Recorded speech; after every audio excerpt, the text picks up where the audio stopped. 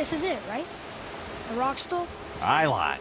The Council of Valkyries. The Valkyries are of Valhalla, are they not? Glad to see you're paying attention, brother. You are correct. Valhalla, the great hall of the Einherjar, is their home within Asgard. But while there, they are subject to the scrutiny of the All-Father himself. And relations between the Valkyries and Odin were tense during my tenure as his advisor. Why? Well, that's an even longer story, lad. For now, why don't we look around for some clues?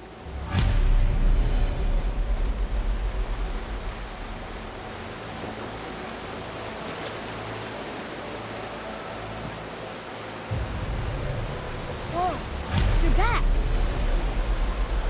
Come here. Who is she? Gunnar, Mistress of War.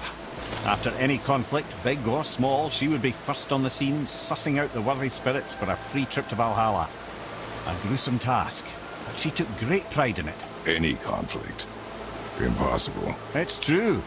She had help from her sisters, of course, but Gunnar was always first to arrive. Her judgment of the fallen was unparalleled, and an invaluable resource to Odin. She was one of his favourites.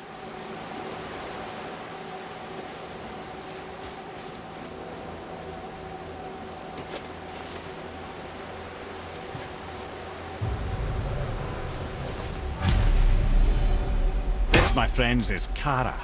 Now, Valkyries are volatile by nature, but Kara, the lass is wild storm personified. A wild storm. Aye, calm and collected. Then the air would shift and the fury of her storm would unleash. 'Twas beautiful in a way, assuming you could find proper shelter. Her tears would cleanse the blood-soaked battlefields.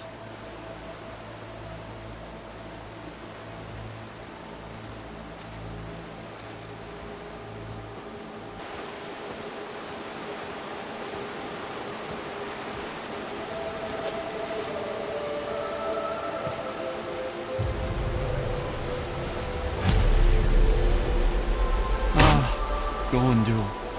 Beautiful Gondul. And? Huh? That's it? Beautiful Gondul? No story or anything? Oh, sorry, lad. The sight of Gondul always took my breath away. Gondul had a silver tongue, a sharp wit, and struck a figure so stunning it literally drove men insane. Odin forbid her from setting foot in Midgard after a time, as insanity is not a welcome trait in Valhalla.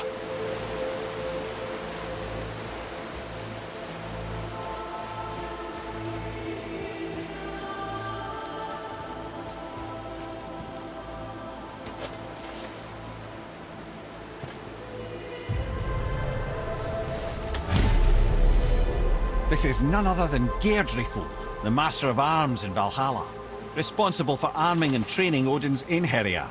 His what? His army come Ragnarok. The entire reason Valhalla exists, you see. The Einherjar wait in the Great Hall endlessly, feasting, drinking and fornicating themselves silly. Once Ragnarok begins, Odin calls them into service to fight on his behalf. Geirdriful had her hands full training that lot.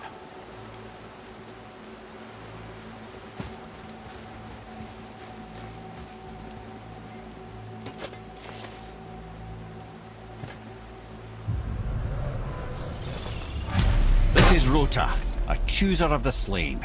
I thought all the Valkyrie did that. Not exactly, lad. Although that is what they're most famous for, and by far their greatest responsibility. You've seen what happens to the dead without the judgment of the Valkyries. Hellwalkers. That's right. Rota, Gunnar, Skuld. Without them to clean up the aftermath of battle, hell overflows with souls meant for Valhalla. A sorry state of affairs. Rota must be beside herself.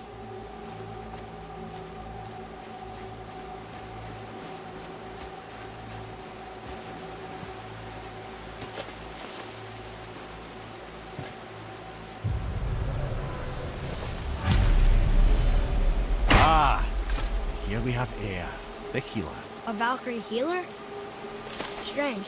Eir was strange, as a matter of fact. Very quiet, very calm. Where her sisters were violent rapids, Eir was a gentle stream.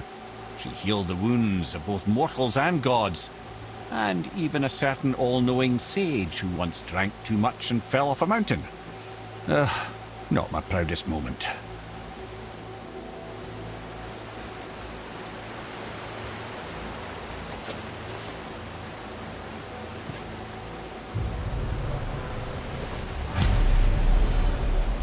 Well, Hilda, mistress of battle.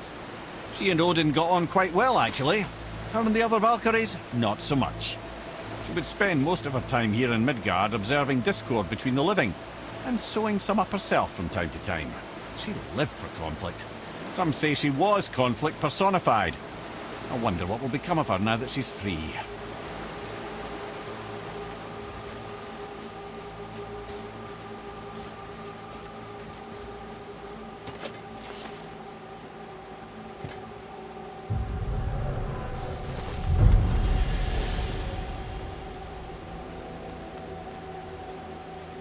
Olrun, once the daughter of a powerful chieftain, she fell defending him during a Reaver attack.